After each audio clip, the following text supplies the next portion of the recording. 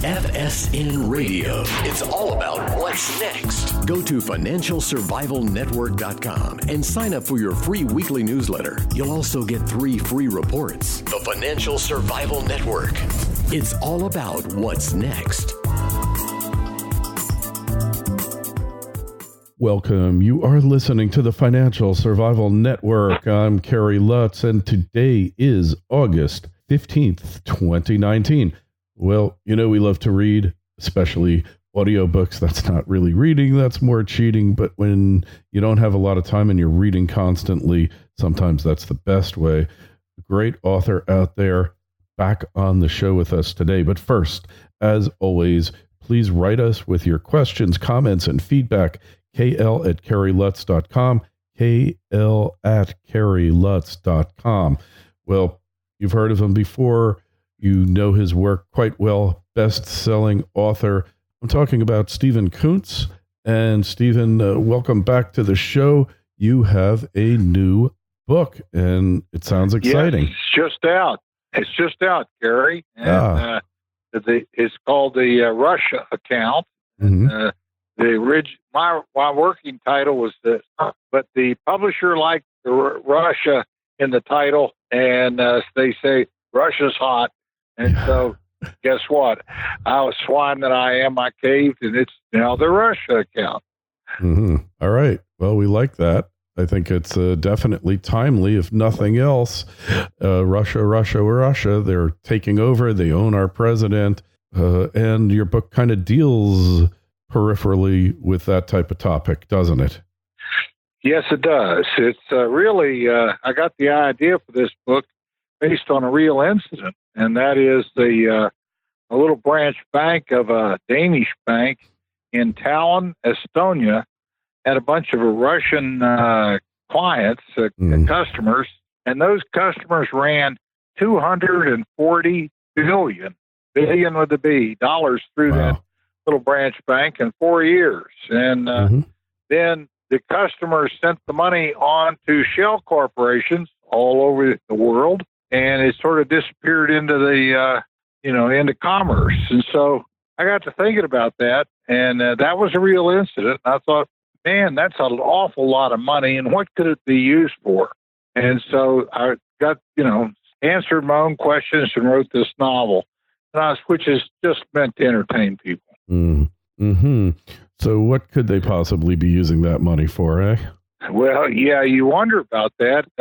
You remember the Panama Papers?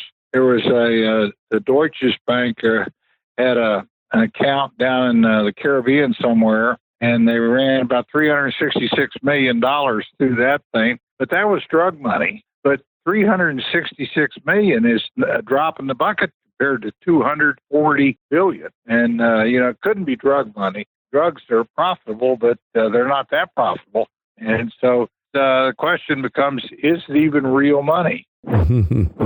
Well, you remember a few years ago, they found somebody that had like trillions of dollars of treasury bonds, U.S. treasury bonds crossing the border.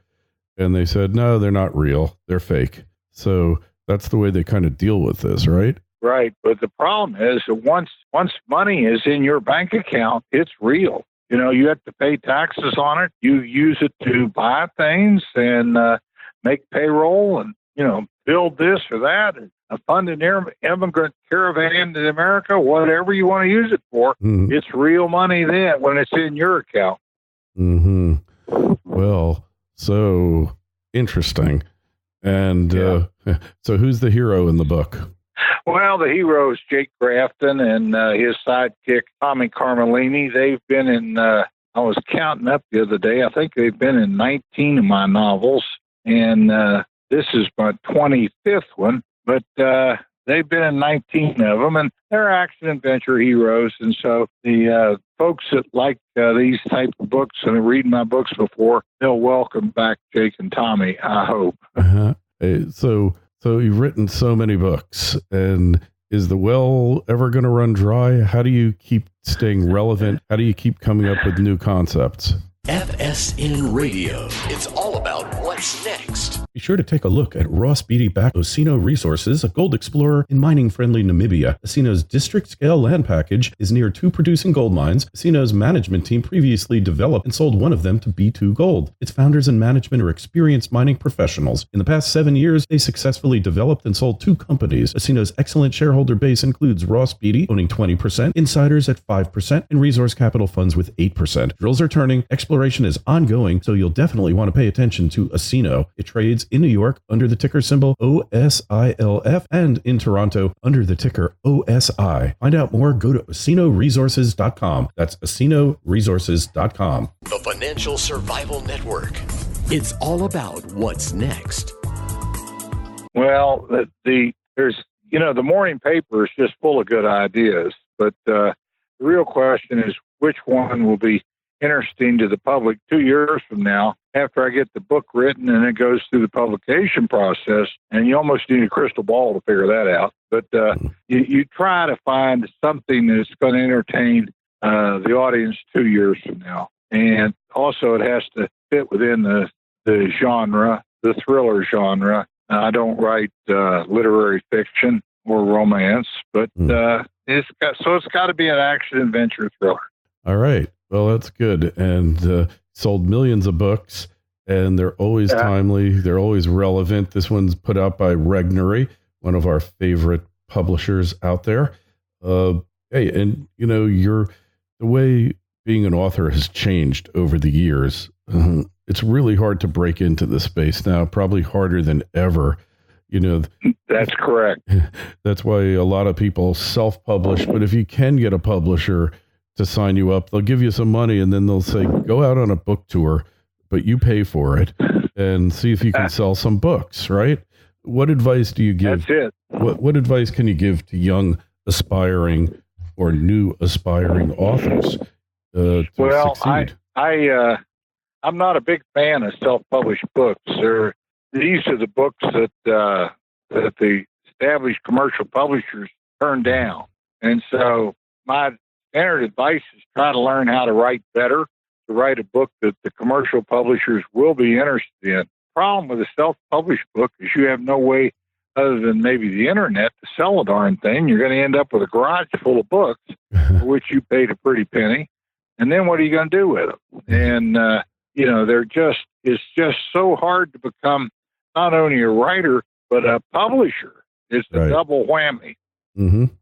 Yeah, it certainly is. Well, one thing I've found what to do with those old books is they say that it's better to have your head elevated and the headboard of your bed elevated. So if you take a bunch of books and you put them under each side of the bed, it's like the perfect thing because they've got enough height and substance that they'll stay. That's about it. Yeah, so self-publishing, so you need something that's marketable and something that's going to want to make a publisher write you a check. But that's the whole idea. So, and, as my good friend Bill Butterworth, who's now deceased, he wrote as W.B. Griffin. He says, publishing is a way to turn ink and paper into money. And as long as you keep that in mind, if this is a for-profit business, you'll be okay. And that's funny. That reminds me of a quote by Ludwig von Mises talking about government and money, saying government's the only entity that can take two valuable commodities, take ink and put it on paper and make it worthless. That's about it. Yeah. So, so your political bent, it's kind of irrelevant. You're really just doing the book. Entertainment, learn a few things. It's entertainment. These are hopefully kind of books you'll settle in on down at the beach and or on a airplane flight or whatever. They're available in all formats: audio, ebooks, paper, whatever turns you on. And hopefully people just read them and be entertained. Yeah, well, reading, it's almost like a dying art now, but I think people will come back to it. Because in the end, how else? It is the best entertainment, because when you read a book, the visions, the images are the creation of your own mind in conjunction with the author. And really, it's just, to me, there's no greater satisfaction. So So keep writing here, Stephen. Again, we'll find the book. Can we find it at your website or just go to Amazon? What do we do? Well, it's in the stores and on Amazon, and you can get it through any of the usual channels. But Okay. I don't sell books. My website, which is Coonts.com, COONTS.com, will tell you about all my literary crimes all the way back to day one. And so, I love that. If you want to know what I've been up to these past years, go to Coonts.com and they'll tell you. All right, Coonts.com. That'll be linked in the show notes to this interview on financialsurvivalnetwork.com. Email us kl@kerrylutz.com. That's kl@kerrylutz.com. Our Twitter feed's @KerryLutz. Our Facebook page, Financial Survival Network. Stephen, it's always a pleasure having you on the show. Keep writing, keep living your dream, and thank you so much. Thank you, Kerry. Have a great day. FSN Radio. It's all about what's next. Go to financialsurvivalnetwork.com and sign up for your free weekly newsletter. You'll also get 3 free reports. The Financial Survival Network. It's all about what's next.